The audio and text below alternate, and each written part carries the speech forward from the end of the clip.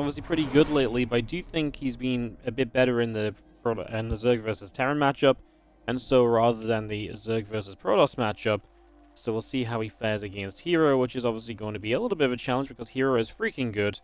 Like I said, I think this is going to be a little bit of a challenging one for Rogue, but we'll see where it ends up. We'll see what he can do. He has been happy to try and mix in a little bit of craziness here and there when we've been watching him play, so there might be some hope for something along those lines that come about. So yeah, we'll see what happens. We'll see what we get going into. As we have got in the top right-hand side, that very Zerg play we're talking about. In the red, it is a Rogue. He is taking on the blue Protoss in the bottom left corner of the ley lines. For the opening game, it is herO. GSL qualifiers typically preset their map, so we're probably going to see ley lines map 1 in like all of the series that we cast today. It's just a little heads up on that one. As yeah, GSL qualifiers. Obviously, season 1 just finished. This guy was the champion, herO, and I think for the first time ever, he's going to have to be a. Yeah, I think for the first time ever, he's now going to become a, having to re-qualify into GSL after winning it. I think that's always been a case of, like, top 4 get invited to the next season. But herO is, yeah, going to have to qualify in because that's just the way it works this year. Obviously, back-to-back seasons very close together. These are also EWC qualifiers, so that's a big part of the kind of the day in and day out life of it right now. Let's just see this overload of Rogue heading down to the bottom left, hatching the pool coming online, and we've got our gas already mining away as well, so we get a good idea of where we're at early. This probe gonna do some nibbling and some little annoyances here in the early stages. I'll continue to chase that probe over just for now, and yeah, that probe will be taking some hits. Next in the cyber core, continue to come through. That assimilator coming up as well, and we'll get in a direction of where herO wants to take this shortly, obviously with the cyber core finishing, but you've got to expect that a Stargate is going to be one of the very likely chances of what you want to kind of head into here, right? What happens to the EWC slot if herO wins again? Yeah, I actually don't know. I presumed it went to second place in the same tournament because I don't think they're really set up to... I don't think they're really set up to have qualifiers, like additional qualifier spots or anything. I don't think that's really kind of set in place at all. But I'm not actually sure.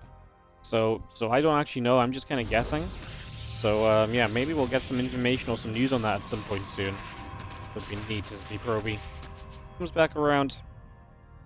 And just going to see those couple of things continue to chase out for a couple of moments. And get chased out over here. Stargate coming through. Link speed coming about right now. And that Stargate is about to finish up as the Stalker comes in as well. Warpgate's still producing. Yeah, these are the qualifiers for the next GSL coming up, guys. So Season 2. The last GSL of the year. Isn't it wild? Like, a month and a bit ago, we didn't have any GSL. Now we've had a full GSL, and now we're going to have another one, and that's it. But, like, probably... Well, obviously the rest of this competitive season, obviously ending with EWC, right? It's, man, everything is just cram-packed in this time around, so... Yeah, pretty nutty in that regard. Is that herO had to qualify again? Yeah, I wonder if that's a rule from EWC where it's just like, hey, like, this is not like... This is almost like not your own tournament anymore. Like, you just got to give qualifier slots. Like, you can't just bring someone back because they already won. Because if EWC is helping GSL out, then you have to imagine that EWC just see GSL as a qualifier. It's not some big prestigious tournament as it used to be. I don't actually know what the deal is there, so I'm just guessing around a little bit. So, you know, like I said, I'm not 100% sure what their deal is, or if EWC is like monetarily supporting it, or what. So yeah, but yeah, kind of wild to have to qualify through when you just won the freaking tournament. I mean, herO should get through no matter what, right? But yeah. Another upgrade coming online, the Forge and a Twilight Council coming through. Add a few gateways on there as well, so all of that starts up as the Nexus comes down on that third base. You just see the single Zergling out the front continue to patrol around, trying to see a bit more of what is happening. The Oracle goes to the top. Has been kind of poking a little bit to try and just obviously put some work in, put some damage out. But yeah, this is a fairly passive game with the Oracles, and the follow-up is going to be fun because we're going to go charge and +1. So instead of heading in toward that blink, we're going to go for the charge upgrade instead. So something a little bit different here on the side of herO. Charge, obviously, definitely a step away from the usual expectations. As the oracles are going to activate. One drone went down. The queen will take a couple of nibbles as well. As the oracles are going to try and get back onto the queen. As long as it doesn't pull deeper into the spore, we're going to keep on trying to hit it. But oracles go low. Don't think that was really worth it for herO. Just giving up HP for no real purpose. Damage on that queen is going to be very superficial. If we really needed to, we could transfuse it up with another queen, right? But I don't even think we did enough damage to kind of force that for now. Ling's going to run straight into the third base. The melee upgrades, Bailing Nest, and company all coming up in the production tab for now as a few Lings go after those probes. Let me turn back around. The Oracle's still overhead. Again, charging the +1 coming through currently. The Zealots are still coming up. Oracle's still activating and doing a good amount of damage, pushing those Lings away up to the top side for the moment. Doing a great job of just clearing things out and keeping things a little cozy. The Zealots are going to step forward. I'm just going to be seeing the first Zergling or so going down. The Zealot step onto creep. And like I say, with that faster charge opening here, you have a little bit of pressure you can apply right now as herO. So I'm going to try and do exactly that in the moment as the Zealots are going to show up. And yeah, I mean, how prepared is Rogue? He's got a good amount of Lings, but Lings do not trade well against these Zealots, especially when Oracles are helping them out as well. In the end, it is going to be enough, but it really is because you just throw too many units at your opponent right now. Resource loss is actually pretty even, to be fair. I actually thought that was going to be a lot worse for Rogue than it was, but he comes out pretty good on the trade. He is equal on the work account, which is one thing that herO has achieved here. He's droned or probed up while keeping his opponent building quite a lot of Zerglings, so those Lings have kind of cut into your drone production and slowed you down there. As the Oracle drops another Revelation in, the Zealots will move over further to that right side. A couple of Queens are going to be there to hit the Oracle too. Start to get in on toward that hatchery. A couple Queens stepping over. The Zerglings going to be nearby. And drop the recall, and the Oracle still moving to the upper right.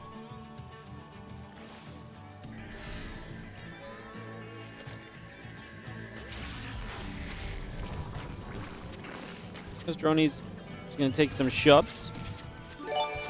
Oh, Cheesy Plays, thank you so much for becoming a YouTube member. Thank you so much, appreciate it. It's not very often our first ding of the day on the stream is a YouTube membership. Thank you so much, appreciate the support that you're enjoying. As our Zerglings can actually get into the natural. Whoa, herO. He's just going to leave that door wide open, and the double Robo gets surrounded. This would be a hell of a snipe. The Zealots are trying to get through. A force field coming to deny. He's not going to get either Robo facility. That would have been such a huge shutdown. Man, I'm kind of sad that it didn't happen. We've killed 12 workers here, which is not bad. So 12 workers going down total with that attack on the third as well. So good little run by in from Rogue. Gets a good amount of damage done and definitely slows herO down. Just a shame that those Lings decided to go for the Robos, because like obviously I thought it was the correct idea, but maybe Rogue should have known better, because if he gets those Lings in the mineral line instead, I mean he did what, like, you know, hundreds upon hundreds of damage to these Robos. That could have all been on the mineral line. That could have been pros being forced to, at the very least, pull away to make the damage done much more difficult to do. But yeah, that was, in the end, a waste, because you put the damage on the Robos that will now never die. So yeah, that is a little bit of a waste for sure. As the Zealots hit the bottom right side, this hatchery can take a few shots and is on its way down. So herO going to counterattack successfully with the Zealots. Rogue is building a base on the triangular setup. That will be his new fourth, as we now have Zealots in the main base as well. So herO is ramping up the pressure and starting to attack here, there, and a little bit everywhere to really apply a little bit of pressure, like I say, in this game number 1. Trying to improve this position for himself and put him into as good a place as possible. The Overseer will go down. +2 attack. Standard Thermal Lance continue to come out for the moment. Colossus and the Archon coming about. The Nexus building on the front on that 4th base. A couple of Oracles come through. It's going to be seeing the Hydras and the Queens are going to be in position to push the Oracle away for the moment. +2 missiles, +1 flyer attack upgrade. All of that continues through for the moment as our Nexus and Immortals continue to build. And our Hydras just going to loop back over the right side with the Banes accompanying them for now. Yeah, Corruptor's coming up from Rogue, but I mean, I guess we're just trying to get answers to the Colossus. Colossus is not frequently built in this matchup. And I guess oftentimes because it kind of introduces the Corruptors to the game, which then means there's a natural defense against your better army composition, the Sky Toss, already in place. So it's kind of weird in that regard to use the Colossus, but of course that only matters if you end up going to that stage of the game anyways. herO might have other plans, looking to end this a little bit sooner as he begins a march across the map, and we'll see if Rogue is going to have the preparations ready to deal with this right now.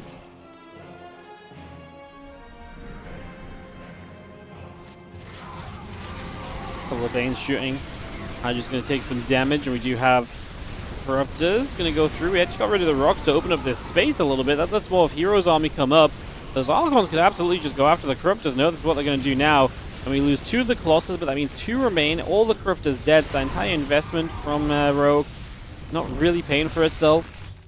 Still having 2 Colossus hitting Hydras at the end of this is going to be rough, as we're going to see another round of Corruptors showing up. The Stalker's actually playing forward onto the Hydras a little bit, so going to be happily saying, yep, let's be aggressive over there. So they're going to send that. And I think we've got enough from herO. Just keep pushing through. It doesn't look as though Rogue is going to be... yeah, it doesn't look as though Rogue is getting stopped at any point here, is he? He's going to get a stop at any point, sorry, as he's just not going to be looking pretty. A couple of drones pull in. I mean, even if we do clean up, it's obviously coming at a huge cost. And it's just those 3 Immortals whacking away as well, so powerful. We got rid of the Colossus, sure, but so much else kind of missing from the overall defense there. And herO takes game number 1 of the best of. As we have got, in the bottom left-hand side, the blue Protoss player. This is herO.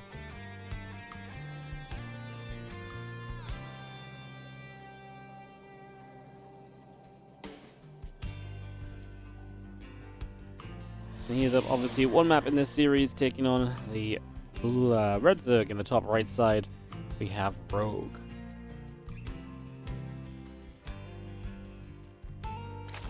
herO's so good. He really is, yes. I think what's great about herO is he doesn't really have a weaker matchup. Maybe the PvP a little bit, but like honestly his PvT and his PvZ are just both very solid right now. I think that's something that some players kind of miss out on a little bit when we've seen some players kind of rising up to kind of just being that little bit better as of late. It's like they're really good if they hit the right plays, if they hit the right matchups. herO, you can really throw him against anyone, and he is just absolutely amazing through and through. So really is great on all fronts. Even PvP. Well, I actually do think if there is a weakness for herO, it's probably PvP. He's actually lost a lot of PvP games lately. A good few PvP series. He's lost to Classic the last few times he's met Classic, for example. I mean, there's no shame there, but there is a little bit less consistency in his PvP than in the other matchups, I would say, right now. But obviously, PvP is a little bit more volatile. Mirror matchups are always going to have a little bit more volatility anyway, right? MaxPax is a PvP god. Well, MaxPax has also been looking pretty weak in PvP lately too, in comparison to how he usually looks. Like, usually he looks formidable and undefeatable, but that's not been the case for MaxPax in that matchup lately. He's actually looked much more beatable than he has in a long time, I would say. That energy recharge instead of shield battery is, instead of battery overcharge is, kind of wild.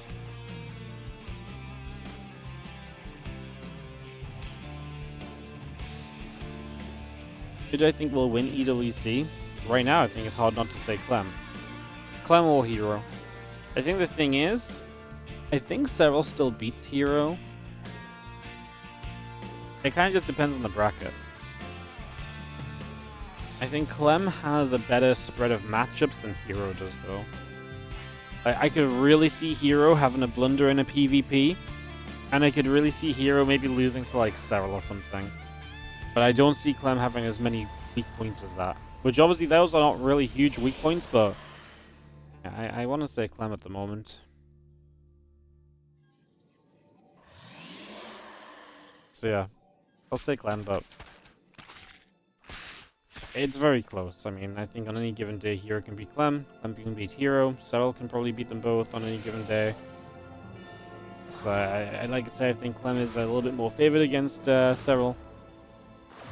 But it's obviously not an unwinnable matchup with Serral either, so... Adept is going to go pinging away at the hatchery, by the way.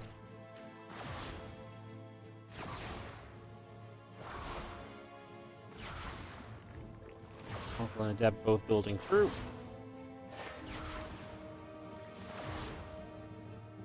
Taking damage. Adept gonna get into the main base.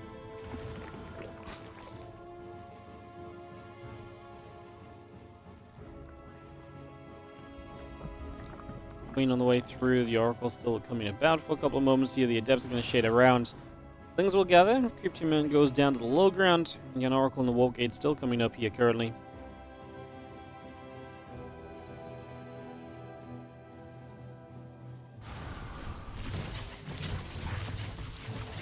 Oracle just shows up and gets a few drones right off the bat, so 3 workers going down immediately. Very nice start. We do have the catching of the Adepts up on the top as the Lings try to find their wraparound there.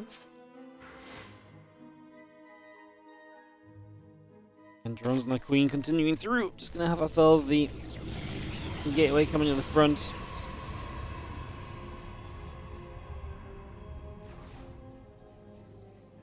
Where do we go at this point? I mean, a few Lings are going to show up onto that Nexus, so they're going to start pinging away there. A little bit of damage being done.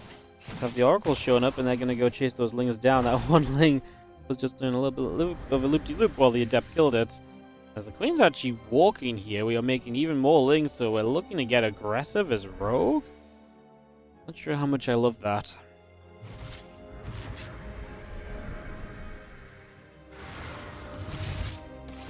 Oracle's gathering together. The couple of Queens will go pushing back. A few of the Lings gathering up and getting a little surround on a couple of the Adepts as well, so even more damage being dealt for the moment.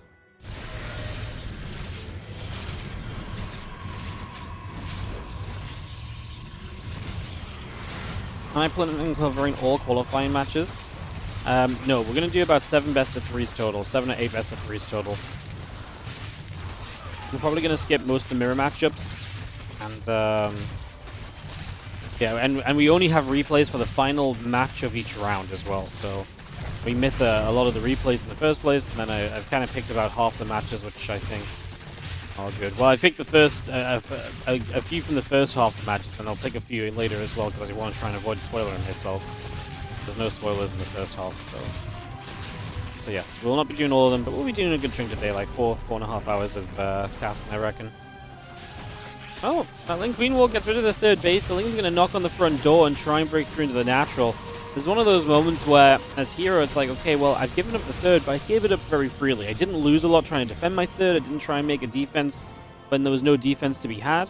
That's a very good sign, because if you lose a bunch of units trying to defend the third and then it goes down anyway, you're in a lot of trouble. But now, you know, letting that third base die as a choice just gives you a chance to kind of maintain your unit count while you get into the extra tech.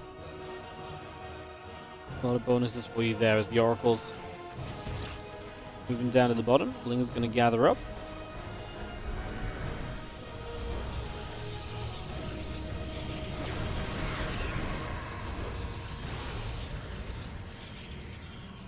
Nexus drops down. Still got the charge on the +1 coming through. Temple Archives and the Gateway is building up. The Zerglings will step forward. Heading through a little bit as well.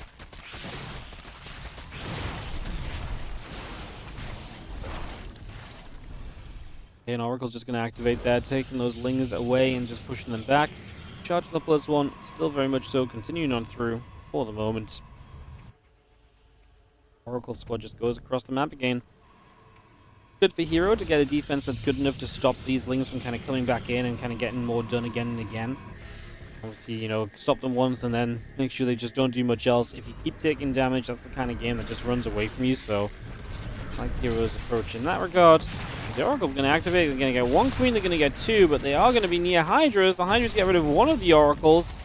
We get 2 Queens and a Hydra for 1 Oracle. I was going to say that's amazing. A second Oracle makes it a little bit better for Rogue, although I still kind of like it for herO. Remember, he built an extra Oracle too, so he still has 2 Oracles to control the map with right now. Which is obviously a big bonus too. Things surrounding. Oracles take some damage.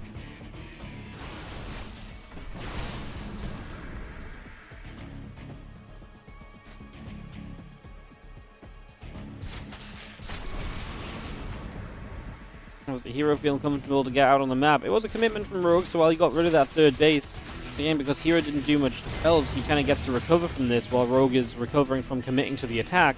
And things will level out in a big way. I think very playable position on both sides right now when you stop and look at this, as the +2 attack and the Storm coming up. And Templa's getting warped in there.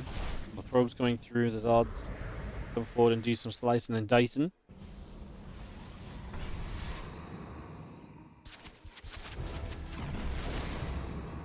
To get rid of an Oracle, which is really nice too. So that Oracle going down. Now we have ourselves these Hydras still stepping forward, and just going to open up these rocks that we've knocked down with the cooling towers. So we're going to open this space to attack on in. 54 drones and looking to send it as the Hydras continue to work through the rocks and again open this space up a little bit. You immediately see heroes just like, cool, that's all well and good. You take your time doing that because I'm across the map. These Zealots are going to hit. Rogue immediately starts pulling back with the main army because there's a lot of Zealots. You don't deal with that with reinforcements easily. You need a good chunk of what was already out and available here to deal with this, and that does slow down obviously then the rest of the army from gathering up together all at once. Storm is done, so Ling Bane and Hydra, especially when the Banes don't have speed, is going to be difficult to make work right now. Storm on that ramp, or that kind of narrow choke point. There's a few Banes are morphing within that there, so that's going to work out quite nicely too. Nice little benefit. So you have the +2 attack and the Stalkers still coming up at the moment. And Bane speed building, 16 more Banes on the way out, additional Lings on the way through too.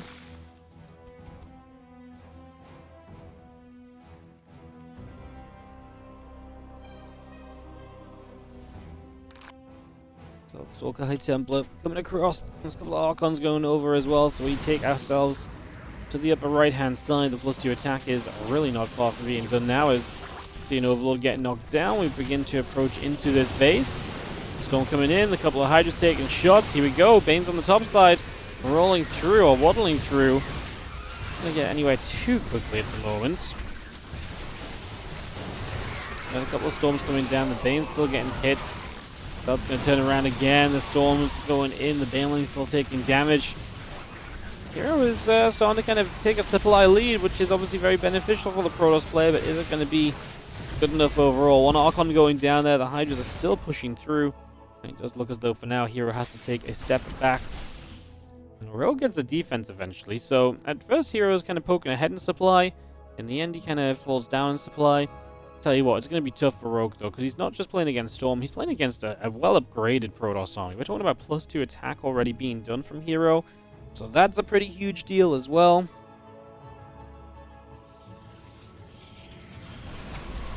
+3 attack coming online, just going to have ourselves the Nexus coming about, a couple cannons in the battery continuing to come through. Zealots and Stalkers gather together for the moment. As we'll see the couple of Zealots still making their way out down to the bottom right side. Evolution Chamber and drones coming up as well. Add a Carapace, add a missiles, add the melee.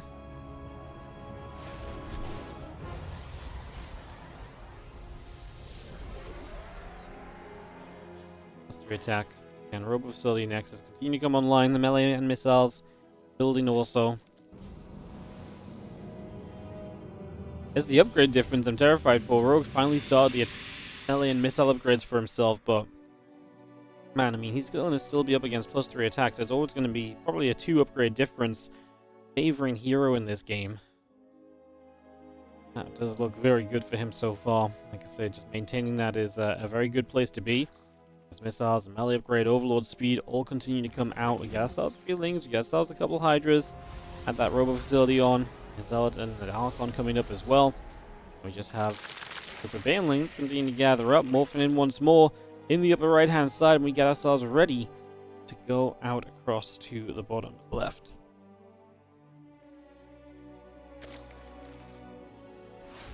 Missile charges, Baneling already taking some hits, the Fleet Beacon coming through, Portal and the Oracle coming about as well.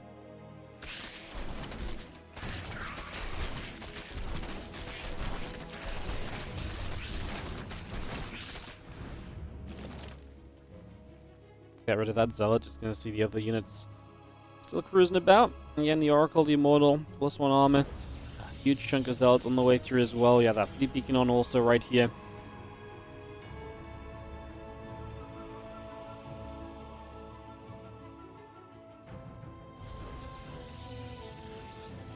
On that bottom side, it's herO gathering up a chunk of Zealots too.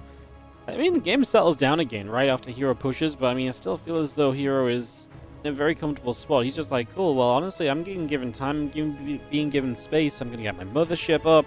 there's just like a lot of positives that continue to come into play here at the moment from herO, right? Like he gets into so many little things that are just going to continue to ease him into a better and better place in this game number 2 of the best of 3, of course leading 1-0 as well.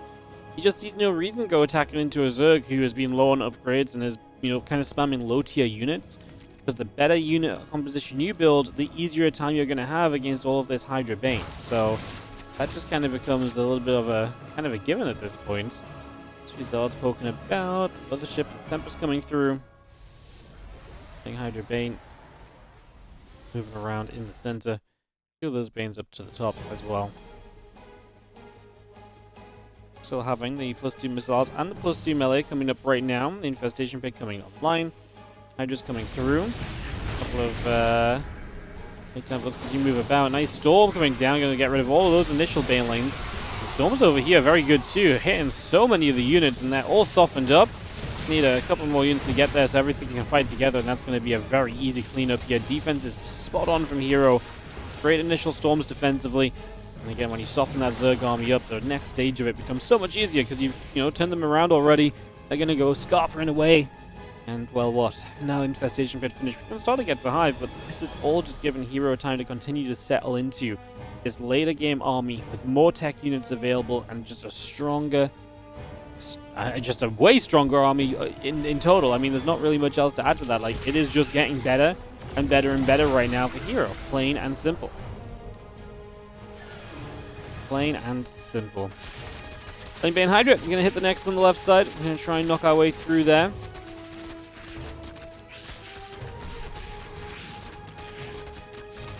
Let's take a few more nibbles, and we actually will get the kill. How desperate is herO for this base? I mean, yeah, obviously he wants it, otherwise he wouldn't have built it, right? But it is his 5th base. He can survive on the 4 base setup for a while here, especially considering this game was a little quirky getting set up, right? He didn't mind from the 3rd straight away because it died. So I don't think he's too upset about losing the 5th base right now. It's not like he's desperate to send probes there. He can wait to rebuild it. This fight is just going well for herO again. Time Bomb comes down kind of late on, but still helps against some of the Lings as we continue to storm across all of those Hydras, and Rogue is just going to say GG. He's going to get the hell out of there. herO is going to be taking a game number 2 and just absolutely stomps. He did not even need to wait for even more and even better units to keep on coming.